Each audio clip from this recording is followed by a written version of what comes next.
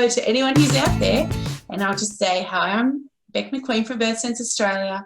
And I'm so happy to have you along for what I hope will be a really valuable half an hour for either you or someone in your life that you know and love. Today, the topic of our discussion is labour signs and labour progression. Here's what you need to know. So joining us today is Sam Turner. Hi, Sam. Sam is a registered nurse, sexual health practitioner, registered midwife, and has a graduate diploma in education, her master's in management, as well as her master's in maternal and child health. So Sam, welcome, and thank you so much for being here today and offering your valuable time and expertise. Let's share some great information about labour and birth and answer some of the questions I've been sent in from expectant parents as we go along too. So let's dive in, shall we? Sam, can I ask, what are the 3 things that you as an experienced midwife wished parents knew about labour and birth before having their baby? Okay, thanks, Beck. Yes, that's a good question. The 3 things. I think probably the first thing that's the most important is that labour isn't as painful as you think, if it's delivered to you naturally and normally, the way nature intended it.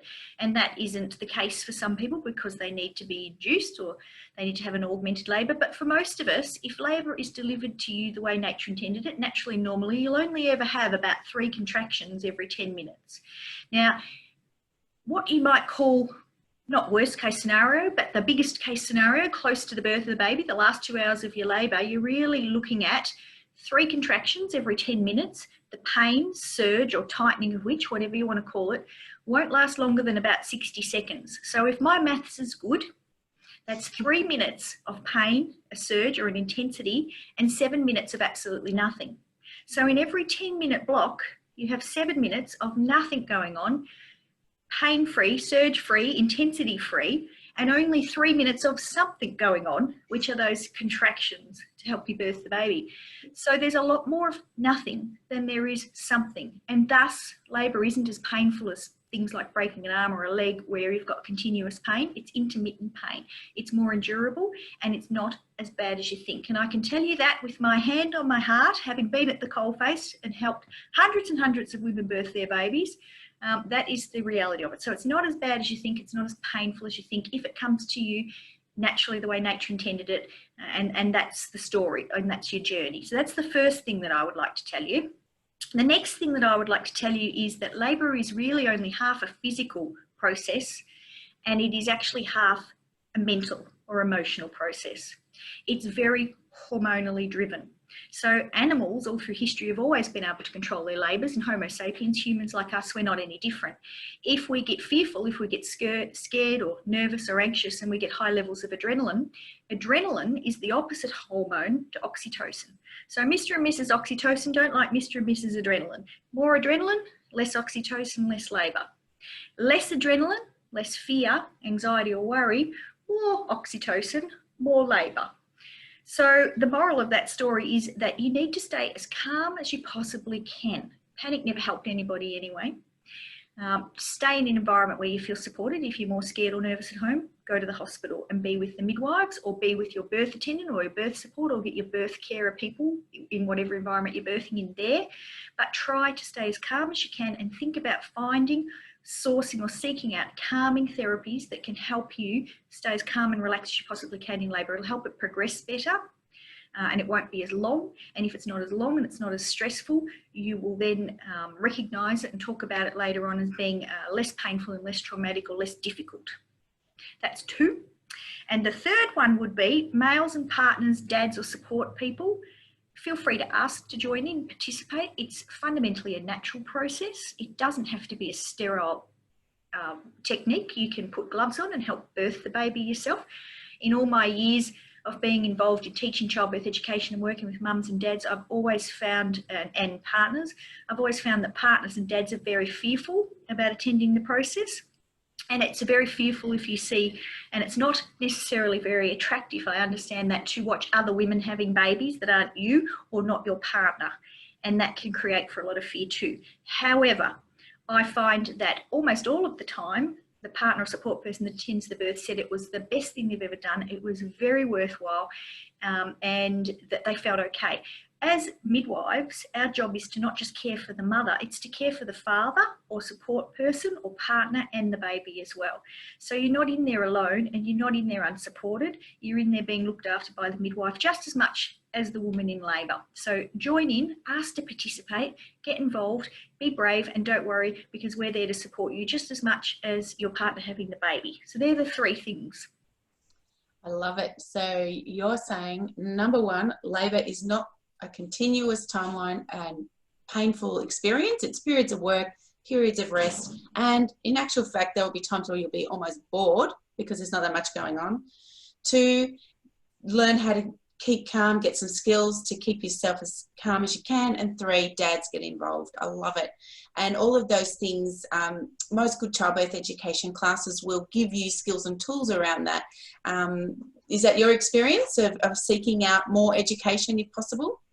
Yes, yep, definitely seek out education as regards childbirth. If you're educated and you're empowered, you're definitely going to be calmer. And that's been proven through research time and time again, that it is better to be informed. It is better to know. It is better to be educated, even if the information that is going to be delivered to you you're a bit fearful of. You are better off to know what's in front of you, to know what you have to face, to know what you have to deal with, to know what it involves, because inadvertently that will decrease some of the fear. So you should seek out, and those self-help, self-seeking behaviours, seek out education and support and information before you go and do something, which is one of the biggest events in your life, birth your baby. And do you think that, well, a lot of people will say things like, oh, you know, I'm just going to go with it, I'm just going to wing it and see how it goes. What's your personal experience around that paradigm?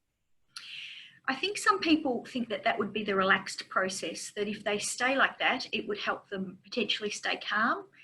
And that they won't have to expose themselves to some of what they might consider the more graphic nature of birthing, and it might make them less fearful, but it inadvertently has the opposite effect. You go in ill-informed, you go in ill-prepared, and therefore your adrenaline's higher. If your adrenaline's higher, your oxytocin hormone's lower, your adrenaline's higher, you potentially elongate your labour, you make it longer, it can go slower, and therefore it can end up on the cascade of pathways of intervention and ending up, you know, going from labours and perhaps needing things like caesarean sections that may not have been needed if you had have been well prepared, had some relaxation techniques up your sleeve, understood what was happening to your body, understood the timeline, so that you weren't as fearful. Yeah. That's such good advice, and it makes so much sense. I think that understanding is probably 80% of the journey, or just understanding what those feelings are that you're having, how to work with them, and that's so empowering to know that for mums and for partners. So why is it, Sam, that often women will be told by midwives or in childbirth ed classes to stay at home as long as they can in early labour? Okay, so there's two parts to this. If you're having your baby at the hospital, and that's where you plan to birth, if it's your first baby, yes, it's a good idea to stay home in an environment where, and if you feel more relaxed, more comfortable, and it's more familiar. If you don't feel more relaxed and more comfortable in your home environment for whatever reason, it's not a supportive environment, or you don't feel safe there, or you feel like you've developed a great relationship with your care practitioners and you would feel calm and more relaxed with them, then my advice is that you go and you seek the environment where you feel you're most calmest and relaxed, and that might actually be at hospital. But with the first baby, you do have the luxury of time. You have the luxury of time because your cervix has to efface and has to flatten out like a pancake first before it pretty much starts to dilate and the hole starts to open up. Now, this usually takes on average about 4 to 6 hours. It will work better if you're calmer. So the calmest, most relaxing environment for you is the best place for you to be. Now, with second and subsequent babies, this story's off the table because you might only have 15, 20 contractions, hardly any, and the baby can be born. Because when you go into labour with a second and subsequent baby, the cervix starts to dilate pretty much straight away. The hole pretty much starts to open up, so to speak, and the baby can come at any time. So there's a famous midwife saying, keep your gloves in your pockets for a multi, because you don't know how fast the baby will come. So the staying at home is a first baby story, really. Second and subsequent babies, it's best just to go to where you intend to birth the baby as soon as you think you are in labour. And with the first baby, yes, you can stay at home. And you can stay at home until you basically do one of two things. You're having 2 to 3 contractions every 10 minutes, tightenings or surges, 2 to 3 every 10 minutes. The pain, surge or intensity of which is lasting 45 seconds or longer, and you've been doing that for at least 1 hour, come on down. You usually around about 3 centimetres dilated at that stage, and you've got to get to 10 to be fully dilated. The Hollywood version of that, or another version of that, if you're not somebody that likes statistics, is when you can no longer walk with the contraction or talk with the contraction, gravity's taking a hold and you feel you need to lean on something for additional support while you're having that contraction, you're usually about 3 centimetres as well. Come on down. If it's a second and subsequent baby, I just want to highlight, and you go into labour, go to where you think you're going to have the baby straight away. Yeah, don't sit on that story and hang your head on that story of staying at home as long as you can. Got it. Good advice. Well, with regards to labour, what are some of the common signs of labour? But then what are some of the lesser common signs as well? So it's a two things in that question, the most common signs and signs that are indicative of labour but maybe people don't know about as much. I think as far as labour, women going into labour, in Western society, and having worked all over the world and with many, many different cultures, in Western society we seem to have just, perhaps we don't interpret as easily or as quickly or as readily signs of being in early labour or when our baby's coming. When I work with other women from many other cultures, they can often tell me, you know, oh, Sam, my baby's going to come in the next 3 or 4 days. And that's just about the way we're taught and about the way we're educated and the wise women stories that have been handed on. And also it's an intuitive thing or a bit of an instinctive thing. And I think we've erred a little bit away from trusting our instincts. So some of the things that I can tell you are this. A mucus plug, especially if you're a first-time mum, it'll usually come away in small amounts. And if it's a second and subsequent baby, sometimes that mucus plug can come away in a bigger amount. Now that mucus plug is sitting in your cervix. Unless your cervix starts to ripen, unless it starts to soften, that mucus plug can't and won't come away usually. So signs that you are coming into early labour or labour is going to start in the next, 1, 2, 3 days up to a week, maybe a little bit longer, is that mucus plug starts to fall out of the cervix. It starts to come away. Now what it looks like is, they call it a bloody show, but that doesn't really do it justice, because what it looks like is, if you take an egg out of the fridge and you crack it on your hand, you throw away the eggshell, you throw away the yellow yolk, what are you left with? Clear jello. Now, sometimes in that clear jello, you'll find spots of blood, like an unfertilised chicken egg, and mucus from a mucous membrane. So that would be some green stringy mucus, like mucus from a mucous membrane. That is also like what you would see with ovulation mucus. So seeing that plug start to come away means your cervix is ripening.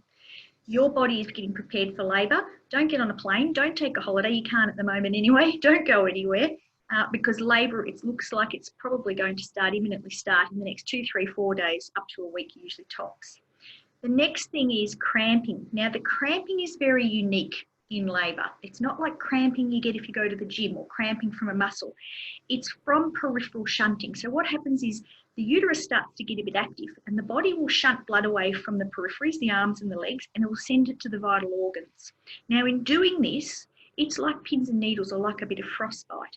So you start to feel pins and needles over surface areas of skin. It'll draw it away from the skin as well. So you tend to get colder hands and colder feet in labour, which is really interesting because, and when you're in early labour, it can be a really warm day or a warm room. But you also tend to get pins and needles and a cramping feeling over large areas. If the baby, I've got a baby here, if the baby is in an anterior lie, you'll feel more of that. So sitting with its back to your tummy, you'll feel more of that cramping in your skin over your stomach and maybe the fronts of your thighs. If the baby's in a posterior lie, so its back's to your back, you'll feel more of that cramping over your back and the buttocks of your cheeks and down the backs of your legs. And it feels more like pins and needles or a little bit of frostbite. So it's a very weird, unique sort of skin cramping. So keep an eye out for that. Bowels can get looser leading up to labour. I find on the whole they get looser in younger women and they may not necessarily get looser in older women, but that can be a sign that you are getting closer to, and your uterus is getting a bit more active and closer to coming into labour. And you obviously would start to then get contractions, tightenings or surges. Now these contractions, tightening and surges are something that increase in force, strength and duration. They build and build and build. They get bigger, they last longer, they feel stronger.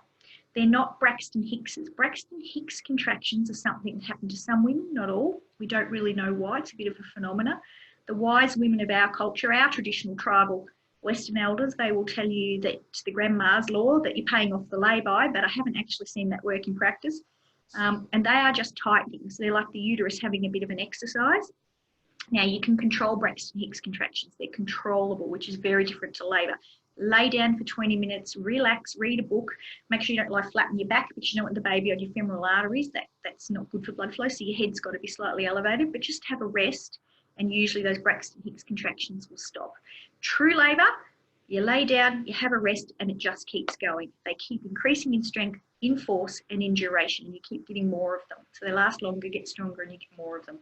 That will tell you that you're in labour and that labour's kicking off and continuing. Less common signs, the psychological state of labour, which is very underplayed, and I go back to talking about this intuition or this instinctive property that we haven't all lost. We do still have it. It's stronger in other cultures, and they can put words and language around it better than we can. For us, I would say it's a bit like an anxiety state. It's the nest egging syndrome. It's an anxiety state, and it's where you just start to have this anxious feeling that something big's about to happen, that something great's about to happen, and suddenly you can feel like my house just isn't in order, and the bills aren't paid, and climax has been quite a dramatic feeling of intensity and anxiety, and it really just means that the baby's coming. It's a build-up and a climax of what's called the nest egging syndrome.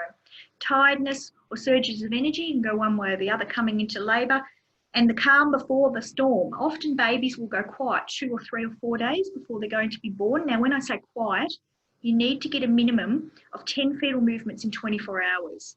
So, and if you're not getting them or you're worried, you can scull an ice cold glass of water, or you can just simply give your baby, a bit of a wobble, a bit of a shake, and see if it will kick back. So you want a minimum of 10, but this baby might have been a lot more active than that, and suddenly it goes a bit quieter. It was having 50 movements a day, and suddenly now it's only 20. So you can get a bit of a calm before the storm, a bit of a rest, and that can let you know that in 1, 2, 3 days tops, the baby is coming. And finally, water's breaking. Now, only in about 10 to 14% of women do the baby waters break prior to coming into labour. So it's quite uncommon. Usually that triggers labour to start within 24 hours if that happens. If that doesn't happen, then you've got 24 hours, which is considered best practice to make sure that you don't get an infection in the uterus, to get to hospital and get that induced. And if you think your baby, or get an induction going and get the labour started, if you think your baby waters have broken, you need to call your care provider. So they're the main things I want to talk about. A lot of information there.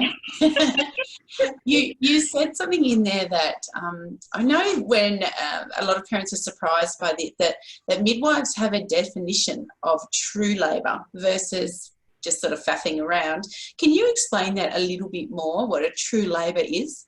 So a lot of women will say, which is really interesting, oh, I was in labour for 3 days, or I was in labour for 4 days, or hours and hours and hours.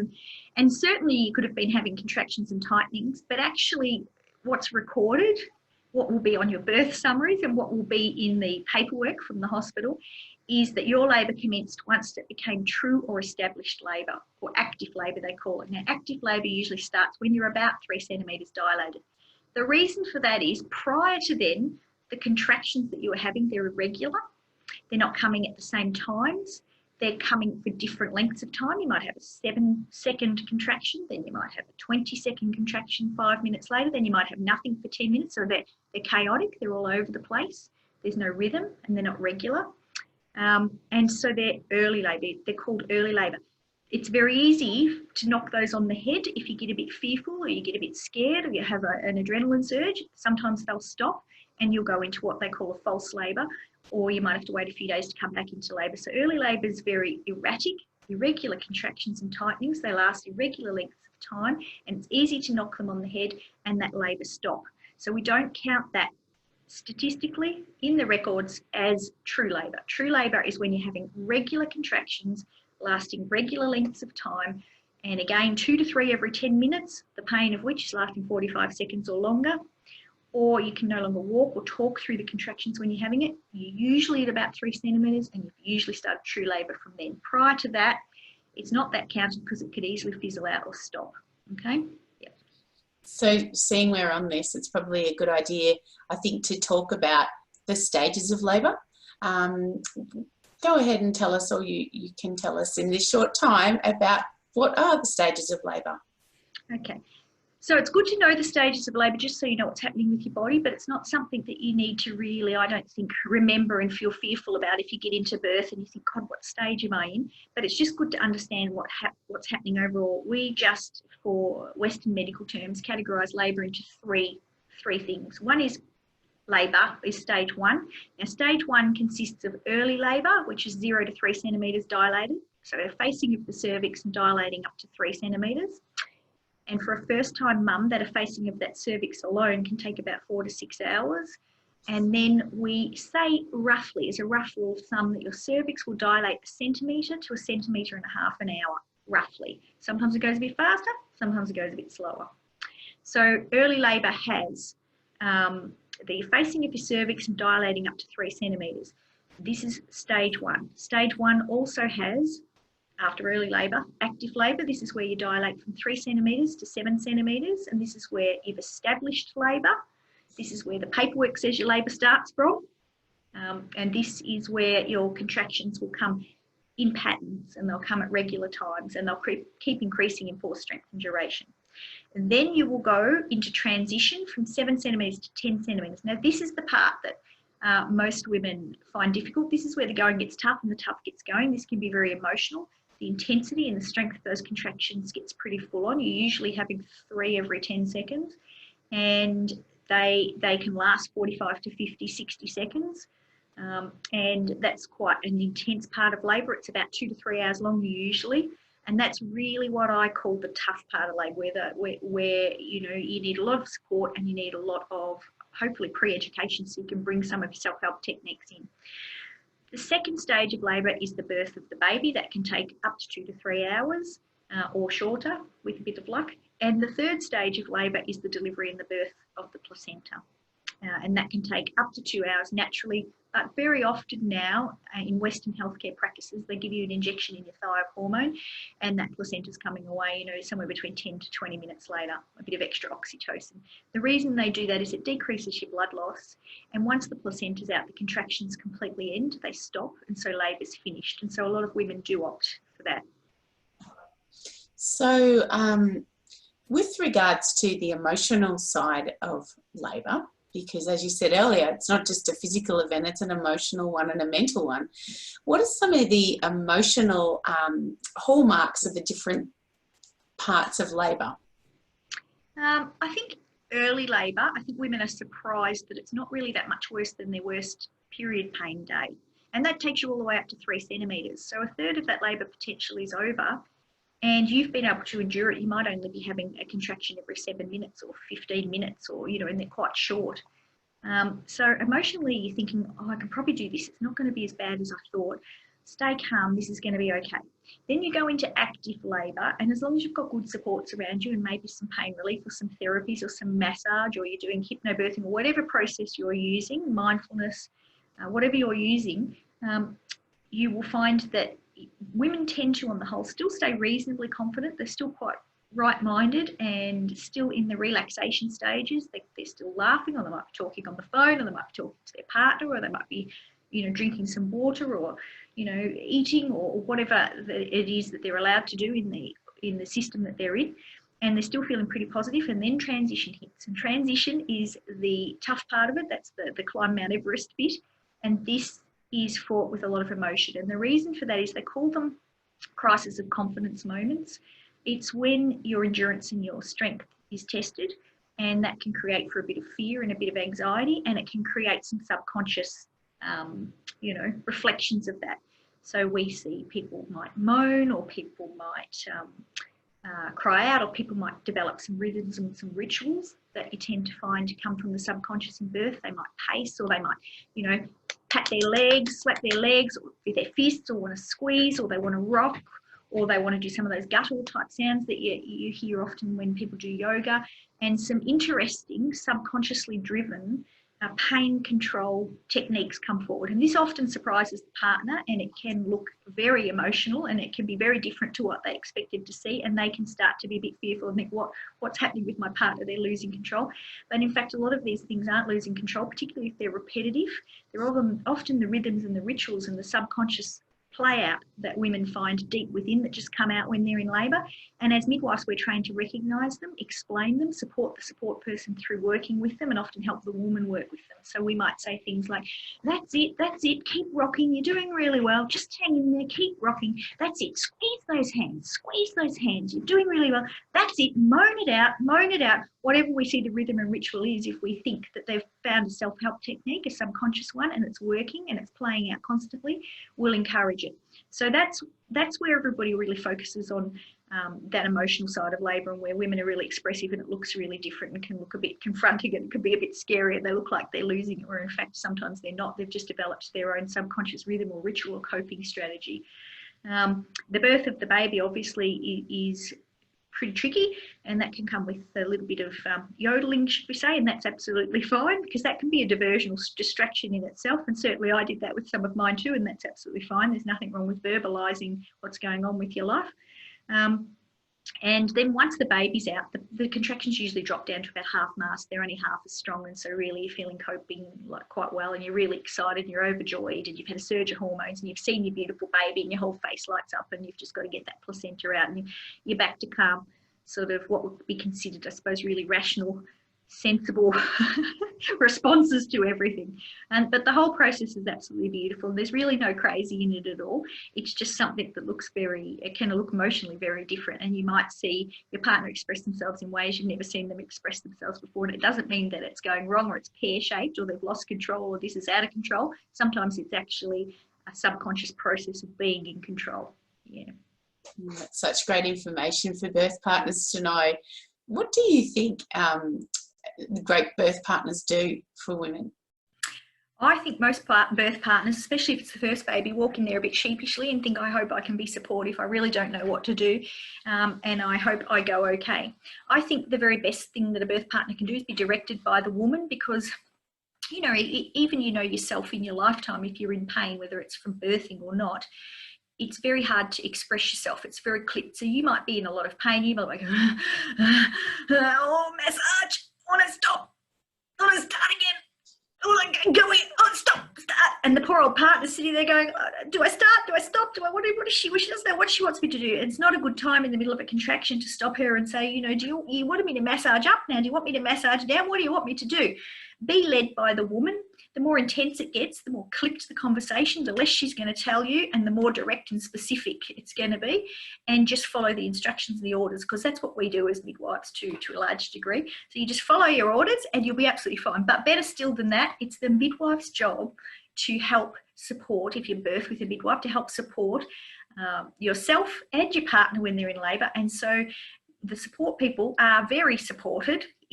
Would you like to get her a drink? Do you think maybe she needs some more water? Would you like to massage here? Look, I'll show you how it's done. Are you feeling okay? Do you need anything too? Do you want to hop on the bed and give her a hug?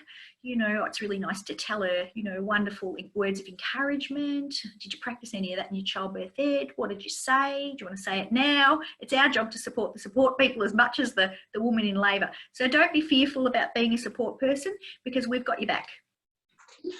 I love that. The role of the support person cannot be understated. It's such an important job. Yet often there's not heaps of pre-learning and education that goes around the role of the birth partner, and many people just front up thinking, well, I'll be okay, I'll work it out on the day. But it can be quite confronting. So again, I'm a bit one-eyed and believe wholeheartedly in education for both parents. But yeah, what you're saying is so true. So with regards to anything else in labour and birth, there's one thing that I've been asked by one of the women who's written a question. She wants to know about the importance of after baby's born and skin to skin. Skin to skin. Skin to skin is critical, and actually Australia can really pat themselves on the back for doing a lot of this research in kangaroo care. We're one of the pioneers of it for information for the rest of the world, so bravo, good on us. And what we found was that you can thermoregulate a baby, so get them to the right temperature very quickly by putting them on your skin. And the reason for that is that the hotter human, doesn't matter if you're a big person or a little person, the hotter human will irradiate, eject into, put heat into the colder person or the colder baby.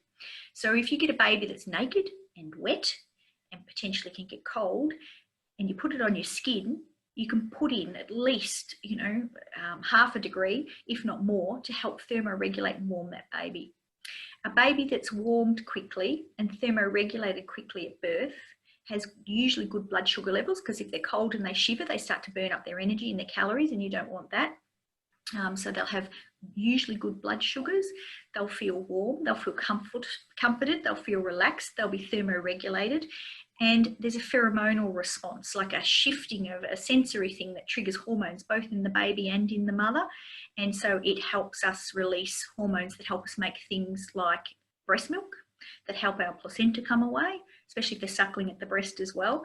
And so it's important for that. And also seeding is something that we talk about now. There's a biomes, or there's a natural bacteria that we have on our skin, and we need to transmit this and give the baby coverage for it, because it's protective ongoing against, you know, bacteria and infections and all sorts of things that can happen later on. So there's a whole lot of reasons why skin to skin's really important.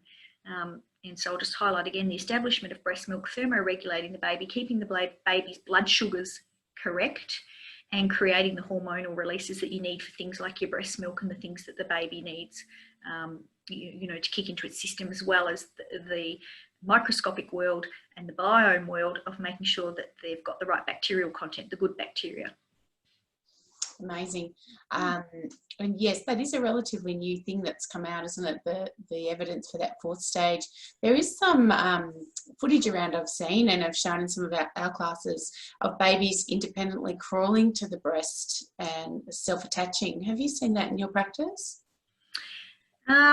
We really, I suppose, working in the hospital setting, in a clinical setting, the baby is usually lifted up and placed on the mum's tummy.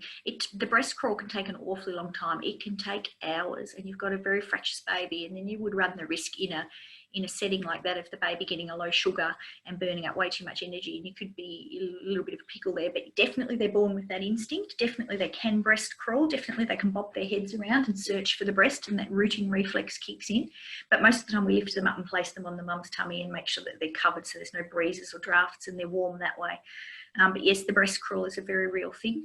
But to see it go from a birth, that for a baby to actually crawl, you know, over an abdomen and all the way to the breasts, you're talking about hours. So you don't actually see that in clinical practice, but you do see a baby up there on the tummy bopping around and searching for a breast. So yes, but I've only ever seen videos of babies crawling. Yeah. Pretty dramatic way to find your mother when you're already this big. But yes, they can do it. They're amazing. Yeah. It shows just how strong some of those instinctual reflexes are in babies and other mammals too. But just one more thing before we sign off, because we're nearly half an hour, or just over half an hour. Can you briefly explain to us what the cascade of intervention means? The cascade of intervention. Okay, so the theory, the westernised theory about the cascade of intervention is that it's based on how well your labour is progressing. If your labour is not progressing well, irrespective of what the cause of that is, it's likely that you're going to then need interventions to support you to birth the baby, because once you're in labour, especially established labour and committed to it, one way or the other, the baby needs to be born. There's no going back. You can't just stop and go home once you've been in active labour. That baby has already been through a certain amount of duress and stress, and the uterus has done a certain amount of work, and you need inevitably for that baby to be born one way or the other, or it could be adverse outcomes, which you don't want. So the interventions that would come, the cascade of interventions, one of the things, I suppose, in a more naturalistic framework or a more naturalistic sense, is that if you have a lot of fear and you have a lot of anxiety and you have a lot of tension, you can be secreting a lot of adrenaline, and therefore knocking your natural oxytocin off, making your labour longer, slowing down its progress, and setting yourself up potentially for needing interventions like, forceps, vacuum extractions, Caesars. Also too, the cascade of intervention can be very strong if you have to use a lot of muscle relaxant type properties. Now, muscle relaxant drugs pethidine and morphine can sometimes, you see them work both ways. In good established labour, they could actually relax the woman, calm her down a bit. She doesn't secrete as much adrenaline, and I've actually seen them used and labour pick up and improve. In very early labour, high-dosed drugs that have relaxant properties, like pethidine, morphine and epidurals, because they do relax the muscles, if they're used too early on, sometimes they can knock labour on the head. And if you are in hospital and you have an epidural put in, it's a very big support or intervention. It costs a lot of money. It takes a lot of skill to put it there. It's quite unlikely they're going to take the epidural out if your labour fizzles out and say go home, if it relaxed it so much that it sort of stopped or went down. So therefore you would have to have an induction, perhaps some hormones put up, run through a drip to try and increase labour. Also with epidurals, they talk about the cascade of intervention, because about half of all women that have epidurals will need an assisted delivery, either a vacuum extraction or forceps, because you can't push very well. Some of your muscles are you're unable to use your accessory muscles. You can certainly try pushing, but you're usually unable to use a lot of your accessory muscles, and so it's likely that you'll need forceps or a vacuum extraction. And that's what they trigger as the cascade of intervention. It can be from high usage of, or high dose usage of, or usage of muscle relaxant drugs, anaesthetic drugs, and it can be from self-induced, from too much fear, not enough birth preparation, not enough education, and far too much adrenaline, and just slowing the whole thing down. You can't stay in labour forever. You get maternal exhaustion and you get baby exhaustion. And so then you can end up needing things like a Caesar because the baby gets distressed, or the mother's labour fails to progress, or, you know, there's two phrases for that. It can be failure to progress, or in another model it's called the fear, tension, pain cycle, but both end up with the same outcome, and they can be, you know, intervention. So just would there be one thing that you could sort of leave us with, and a bit of advice for anyone who's sitting there at home now, who's maybe watching this on Facebook, they're going to have their baby, they're probably sitting there, particularly if they can't get to a class with COVID-19 now, that's going to cause some people to be feeling more anxious than normal. What would you suggest that those people at home do right now at this point in time? All right, I think the first thing, as a woman and as somebody that's been a midwife for a long time and worked with birthing women all around the world for most of my 30 years, you have to have a reasonably high self-efficacy, ladies. You've got to believe in yourself, and you've got to trust in yourself, and you've got to trust in your body. We are well-oiled machines. We are very, very good at having babies, and we are pretty design perfect on the whole. You don't wake up in the morning and go, is my heart going to beat? Are my lungs going to breathe? Is my brain going to tick over? I do, and then have a coffee, and it's okay. But you don't usually wake up in the morning and question any other organ in your body. You don't need to wake up in the morning and question uterus, because the vast majority of the time it works beautifully, and you will end up with a lovely, healthy baby at the end and do a fantastic job. So believe in yourself. Having babies is a natural process on the whole. It's not, you know, necessarily a surgical procedure. That's usually only if, you know, it can't be done vaginally, or it's a repeat Caesar, or there's a reason for it. So trust, have faith, and believe in your body. Above all, even if you haven't educated yourself well, you don't have anything up your sleeve as far as relaxation therapies or calming yourself down therapies, try as hard as you can to stay calm. Just relax and stay calm. If you're calmer at home and it's your first baby, fine, until you reach the things that I talked about earlier on. But if you're more nervous or more anxious, go to where your healthcare provider is, or wherever you can stay the calmest and be the most supported that you can possibly be, because that is really critical in the hormones that make labour progress for you to get an end result. So staying calm will make your labour usually go faster and be more expedient. So that's the next thing that I wanted to say. And the other thing is educate yourself. You know, you've got Birth Sense here with Rebecca, online childbirth education. You know, get yourself empowered and be educated so that you can take control of yourself and your body. And when you take control of yourself and your body, you know what's going on and you feel educated, it's a lot easier to stay calmer because you feel empowered, and empowered women are calmer women. And better to make better choices because you've got more knowledge about what those choices are. Yeah. That's my advice. I think it's excellent advice. When in doubt, bring your healthcare provider. You know, in the private system, you pay a lot of money. Ring up and ask for help, ask for support. In the public sector as well, you can always ring the hospital and you can always be put through to the midwifery unit, and you can always ask a midwife. It's no problem, any time of the day or night, at any of the hospitals you're birthing at and to any of your healthcare providers. You're not alone, you're not socially isolated. There's telephones, and just get on them and make the call. I love it. I love it. You're only a phone call away. And that's true for when it's even not COVID times. You can always ring when you're in labour. You can ring, bounce things around with that midwife or that healthcare provider. And that's something too that I think gives people a lot of confidence to know that they can just troubleshoot over the phone. So that's fantastic, Sam. Thank you. Thank you so much for today. And what you shared with us is just such practical, great information for parents who are expecting a baby. And thank you for your time and your openness and generosity of spirit for agreeing to come along today.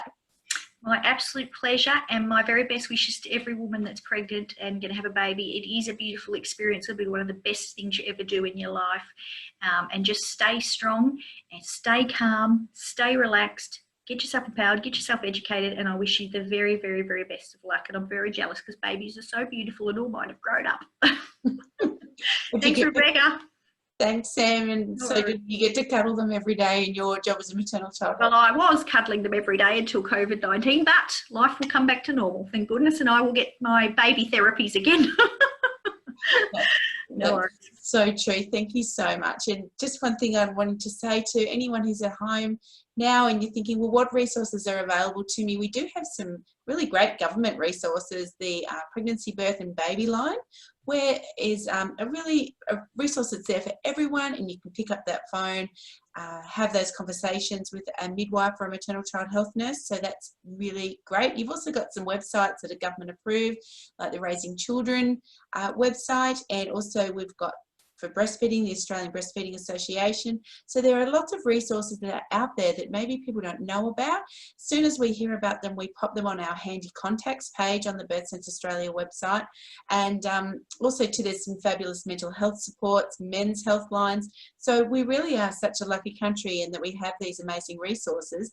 It's just a matter of knowing where they are, what they are, and how to find them. So head to the handy contacts page there. As Sam mentioned, one of the things that Birth Sense Australia is doing in this time when people are cut off from accessing their normal antenatal hospital classes is that we're offering our online program on a contribute what you can basis, so no one misses out on getting some antenatal education. And we're also running these regular webinars with fantastic health professionals like Sam, and we've got lots of other people who we've done some interviews with. Head to the Birth Sense Australia YouTube channel, and you can also get some evidence-based information from really respected healthcare professionals there too, as we build that library up for you to access solid information. So I'm going to say thank you, Sam, once again, and I just hope that what we've shared today makes the world a little bit better for an expectant parent who's looking for some solid information. So take care of you. Bye, everyone. Bye. See you. Big virtual hug. Bye.